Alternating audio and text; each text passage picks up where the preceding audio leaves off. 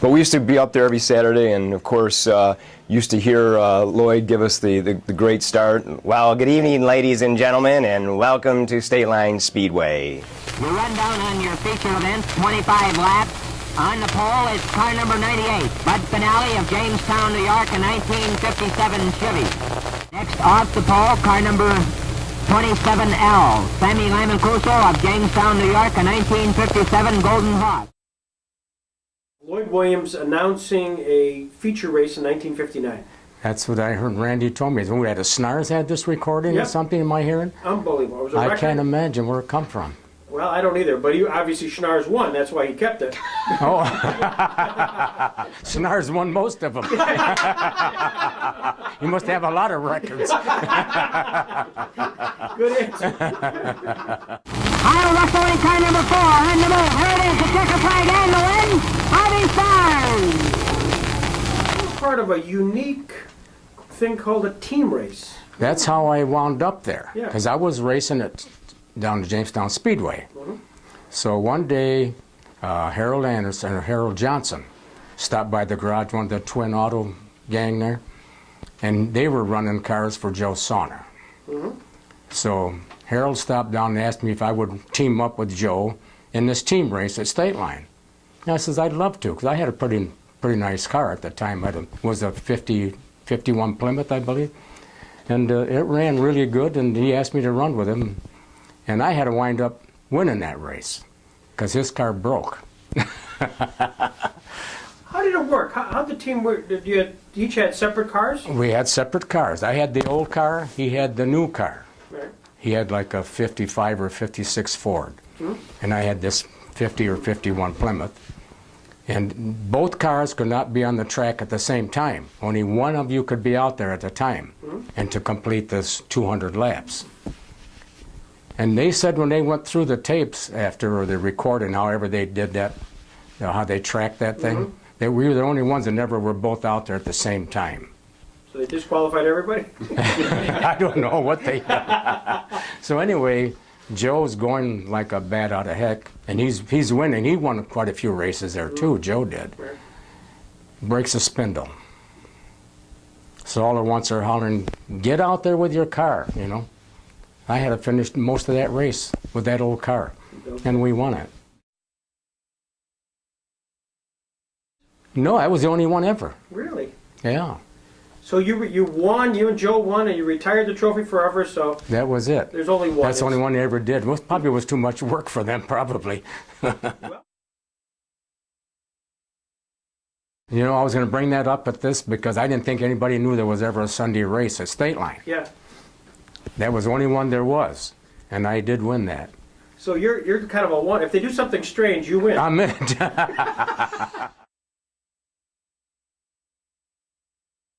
Dean is the one that brought late models to Stateline. Brilliant. Right.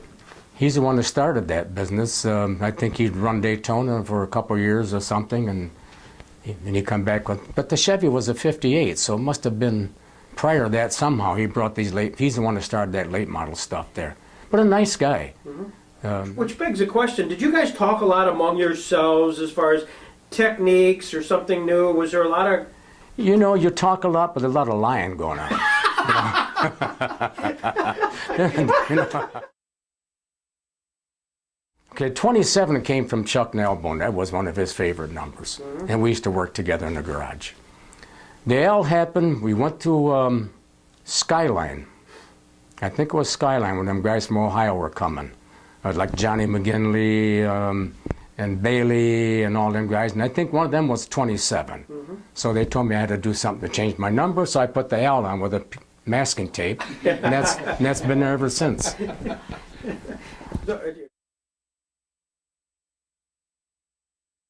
Was there anybody out there also that sort of was more aggressive than others? The guy who really would kind of bump you around no matter what? Tom Dill took me out of a few races. I tell you. You knew I was going to say that, huh? Yeah. It said 9 former racing greats at Stateline were starters in a special 10-lap old-timers race. A caution was called as Sammy LaMancuso spun as he entered the first turn. for the first time? They didn't tell you it was a bumper lane in the middle of the track that I run over. Really?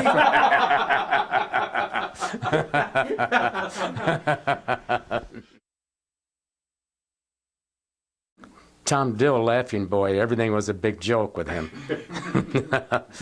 One time when they built a new track in Warren, after the one behind the theater closed down, they built one on top of a freaking mountain somewhere, behind the hospital somewhere. I can remember going. We couldn't tow that car up that hill. A lot of the guys couldn't. We had to drive the cars up. No kidding. Oh, you said, but once you got up there, what a beautiful view.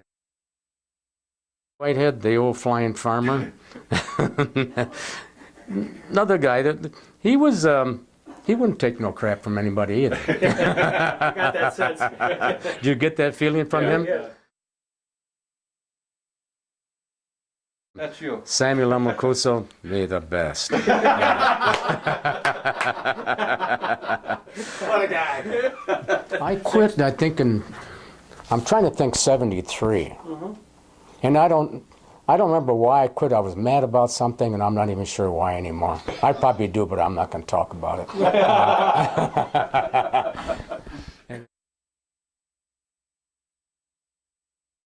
When you ask me, I don't feel I had a lot of success. I feel I should have had more. When you look with these other guns like Bobby and Blackmer, them guys, well, they won a lot of races.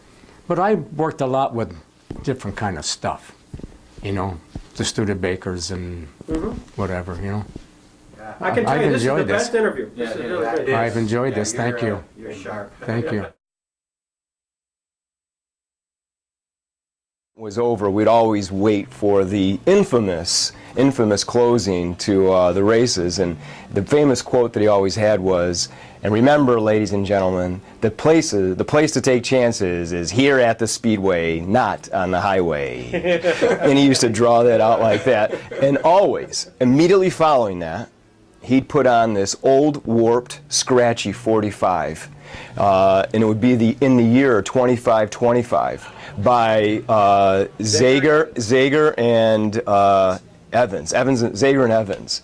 You know, and that song would come on, and we'd be walking to the pits to go stand next to the warm engine of 27L and get warmed up as little kids. And we'd hear that song, and we'd hear Lloyd up there laughing as we gave him a bunch of hell, leaving the grandstands as the LaMancuso pack moving away. But it was a lot of fun and great, great memories.